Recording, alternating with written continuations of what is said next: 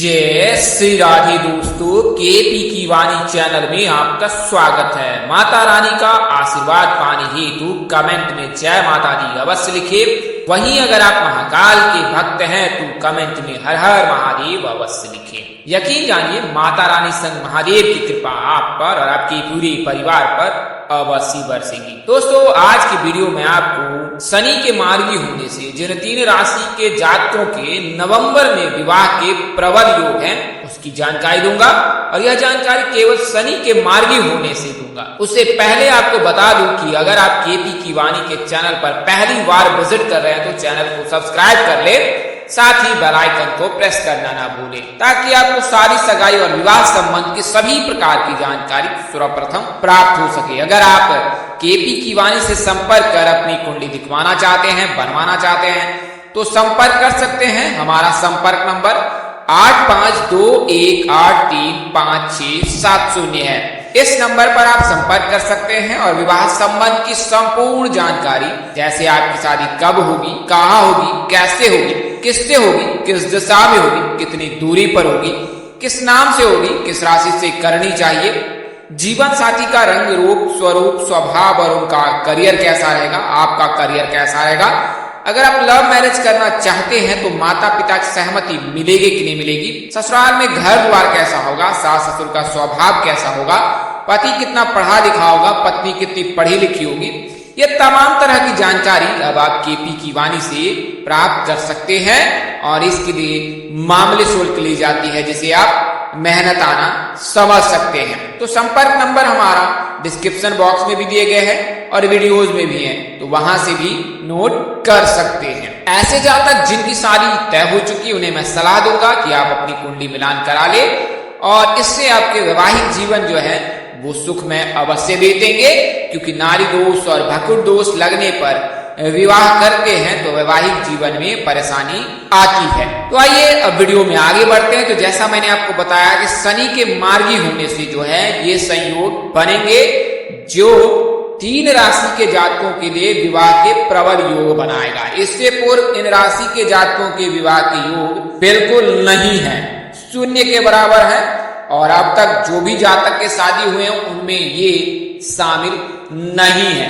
तो आपको स्वयं ही पता चल गया होगा कि ये राशियां कौन कौन सी है और ये नाम कौन से हैं। आइए उसके बारे में मैं विस्तार से बता देता हूं। तो शनि जो है वो न्याय की देवता है। जो व्यक्ति अच्छा कर्म करता है अपने जीवन में उसे अच्छा फल ही मिलता है, और अगर कोई व्यक्ति बुरा कर्म करता है, बुरे कार्य में लिप्त रहता है तो उसका कार्य भी, उसका अंजाम भी बुरा ही होता है, और उसके साथ शनिदेव वैसा ही व्यवहार करते हैं जैसा वो अन्य के साथ करता है या करते हैं। तो शनिदेव को न्याय के देवता माने गए हैं, और नवग्रहों में सबसे जो है ऊपर उनको माना गया है, यानी 9 ग्रहों में सबसे ऊपर उनको माना गया है। सूर्य देव के साथ इनकी बनती नहीं है, किंतु शनिदेव न्याय के देवता हैं, अतः किसी को भी बेवजह परेशान नहीं करते हैं। व्यक्ति अपने कर्मों के अनुसार उस फल का भागी होता है, उस समय फिर शनिदेव उसके अनुरूप ही फल देते हैं।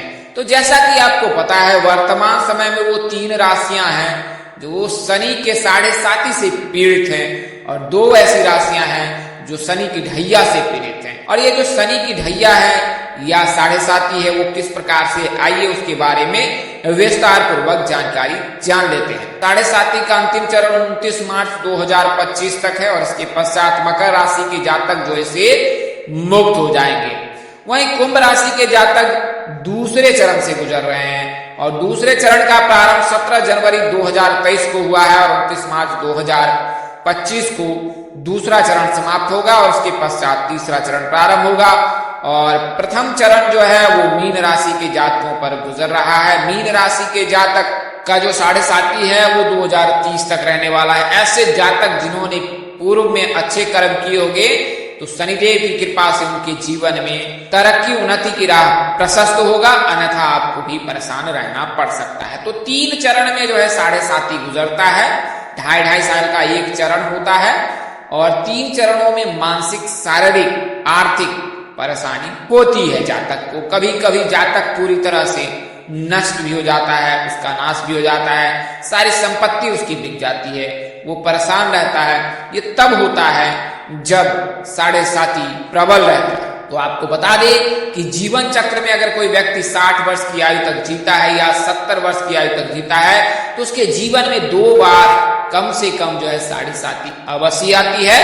इसके अलावा एक बार शनि की महादशा से गुजरना होता है। शनि की महादशा कुल मिलाकर 16 या 18 सालों का रहता है और इस दौरान जातक फिर से मानसिक, शारीरिक और आर्थिक रूप से परेशान रहता है। तो साढ़े साती का चरण कुछ इस प्रकार है, लेकिन ऐसा शास्त्रों में कहा गया है, ज्योतिष शास्त्र में, कि अगर शनिदेव किसी को परेशान भी करते हैं या उनकी कुदृष्टि किसी जातक पर पड़ती है तो उन्हें घबराना नहीं चाहिए, क्योंकि जब शनि की महादशा समाप्त होती है, साढ़े साती समाप्त होने वाली होती है, तो शनिदेव कोई ना कोई ऐसा रास्ता अवश्य खोल देता है जिससे कि जातक के जीवन में पुनः भाग्य का दौर प्रारंभ हो जाता है, जीने के जो है चक्र वो प्राप्त हो जाता है। यानी कि आपको कोई ना कोई ऐसा सहारा मिल जाएगा जिससे आपका कारोबार फिर से खड़ा हो जाएगा या आपके कैरियर में 4 चांद लग जाएंगे। तो यह बिल्कुल ही होता है साढ़े साती के अंतिम चरण में और शनि की महादशा के अंत में। शनि की महादशा जब अंत में रहता है तो गुरु की अंतरदशा चलती है और जब गुरु की अंतरदशा चलती है तो व्यक्ति को कुछ न कुछ अवश्य प्राप्त होता है, मान सम्मान में वृद्धि होती है, यश कृति मिलती है।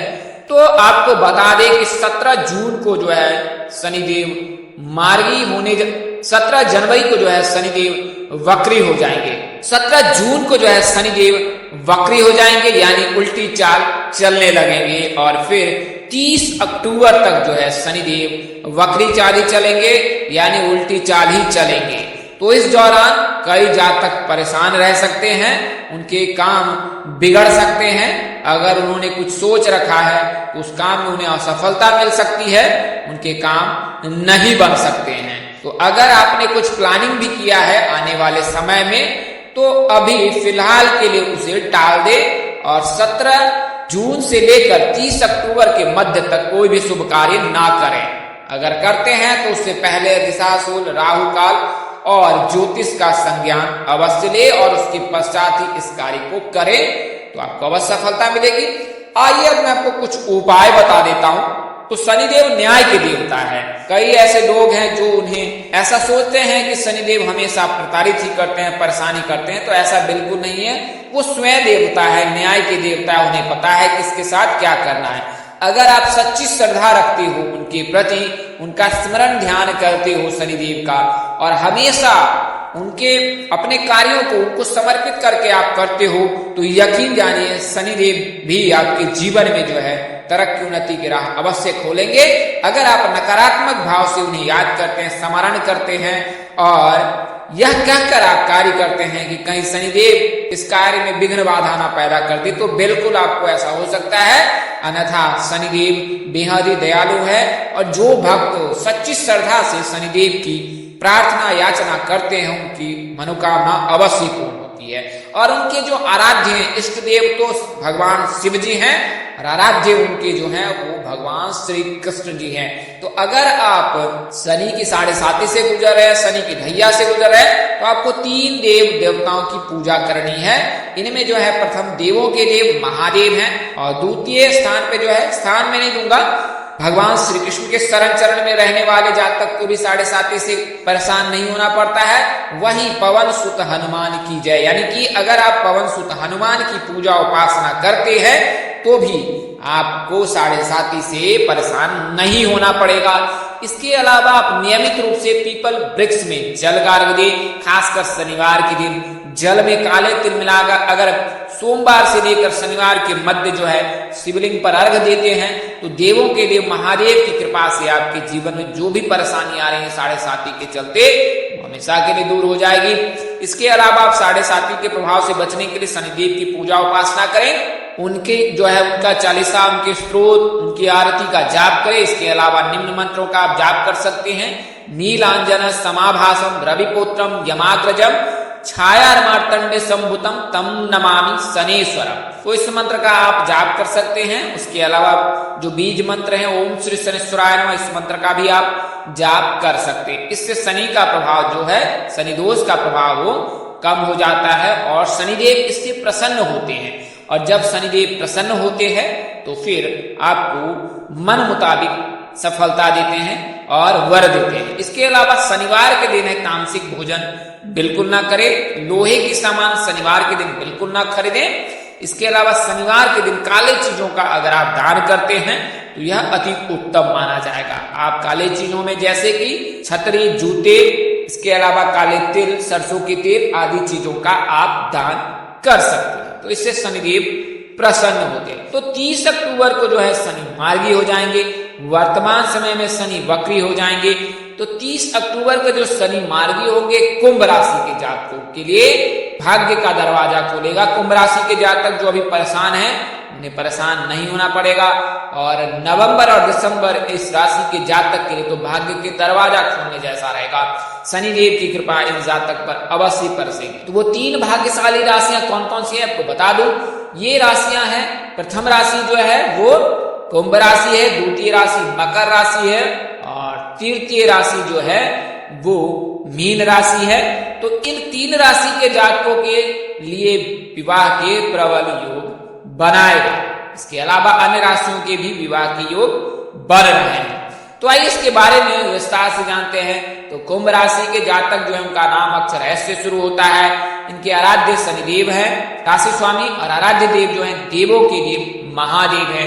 इनके लिए अनुकूल दिशा जो है वो पश्चिम है और शिव जी की पूजा करने से इन्हें भाग्य का साथ अवश्य मिलता है। बात करें दिशा की तो दक्षिण दिशा में आपकी और पश्चिम दिशा में विवाह के योग बन रहे हैं। जो दूरी है वो राशि से निर्धारित की जाती है। कुंडली में जीवन साथी के भाव में जो भी राशि उपस्थित होगी उसके अनुसार से दूरी निर्धारित की जाएगी। आपको बता दें नाम, तो नाम जो है PRA नाम के जातक से आपकी परिणय सूत्र में बनने के प्रबल योग। आइए मैं आपको मकर राशि की जानकारी देता हूं। तो मकर राशि के जातक के राशि स्वामी जो भी हैं वो शनिदेव ही हैं और इनके जो आराध्य देव हैं वो महादेव ही हैं। यानी कुल मिलाकर कहे तो मकर राशि और कुंभ राशि के जो जातक हैं उनके राशि स्वामी और आराध्य देव एक है। तो अगर आप मकर राशि के जातक हैं तो आपके विवाह के योग जो है दक्षिण पश्चिम में बन रहे हैं। इस दशा में आपकी शादी हो सकती है और इनका नाम अक्षर ख और ज से होता है। इनके लिए जो है अनुकूल दिशा वो दक्षिण है और इनके लिए भाग्यशाली जो रत्न है वो नीलम है और भाग्यशाली रंग आसमानी है। बात करें दिशा और दूरी की तो दक्षिण और पश्चिम अधिकतम 80 किलोमीटर दूरी हो सकती है। बात करें नाम की तो P नाम के जातक, G नाम के जातक, S नाम के जातक, R नाम के जातक और H नाम के जातक के लिए प्रस्ताव आ सकता है विवाह का और इनमें से किसी एक जातक के साथ आप परिणय सूत्र में बंध सकते हैं। कन्या और कुंभ राशि के जातकों से विवाह करना आपके लिए श्रेष्ठकर होगा। आप शिव जी की पूजा उपासना करें, आपकी जो भी मनोकामना है वो अवश्य ही पूरी होगी। अगली जो राशि है वो मीन राशि है। तो मीन राशि के जातक के लिए भी विवाह के प्रबल योग बनेगा। जब के लिए जो महीना है वो थोड़ा सा कष्टदायक नहीं रहेगा। तो आपकी हर मनोकामनाएं अवश्य पूर्ण होगी। आप शनिदेव के शरण चरण में अवश्य रहें। तो मीन राशि के जातक का नाम अक्षर डी से होता है और इस राशि के जो आराध्य जो है भगवान श्री हरिविष्णु जी हैं, जगत के पालनहार हैं और इनकी शादी जो है उत्तर पूर्व दिशा में होने के प्रबल योग हैं। बात करें नाम अक्षर की तो एस नाम के जातक, जी नाम के जातक, वी नाम के जातक के साथ आप परिणय सूत्र में बंध सकते हैं। इसके अलावा जो है दिशा दूरी वो मैंने आपको बताया है कि दिशा उत्तर पूर्व होगी और दूरी जो है वो जीवन साथी के भाव में राशि के आधार पर की जाती है। तो यह जानकारी मैंने आपको दी है। 3 राशि के जातकों के शनि के मार्गी होने से विवाह के योग नवंबर महीने में प्रबल होंगे। इसका अर्थ यह नहीं है कि अन्य राशि के विवाह के योग नहीं बनेंगे। यह मैंने आपको केवल शनि के मार्गी होने से विवाह के योग जो बनेंगे उसकी जानकारी दी है। तो ज्योतिष पंचांग और ग्रह राशि परिवर्तन के आधार पर आपको यह जानकारी दी गई थी। हमारा उद्देश्य महज आपको सूचना पहुंचाना था, आप इसे सूचना हेतु लें। इसके अतिरिक्त अगर आप इनको मानते हैं, अपनाते अथवा उपयोग करते तो इससे पहले अपने नजदीक के किसी प्रकांड पंडित अथवा ज्योतिष से अवश्य संपर्क करें। इस तरह के अन्य वीडियो देखने के लिए हमारे साथ बने रहे। माता रानी की कृपा से आपके चेहरे पर हमेशा मुस्कान बनी रहे, आप परिवार स्वस्थ एवं सुखी रहे। इन्हीं शुभकामनाओं के साथ आपसे विदा लेता हूँ कि जल्द एक नए वीडियो और एक नई जानकारी लेकर आपके समक्ष हाजिर होऊंगा। तब तक के लिए इस नाचीज दोस्त को इजाजत दे। आप जहां रहे मस्त रहे, स्वस्थ रहे, व्यस्त रहे। माता रानी की असीम कृपा आप पर बरसती रहे। परमपिता परमेश्वर आपको सद्बुद्धि, सत्मार्ग और आगे बढ़ने की शक्ति दे। नमस्कार, जय श्री राम दोस्तों, जय श्री कृष्णा, जय माता दी, जय भारत।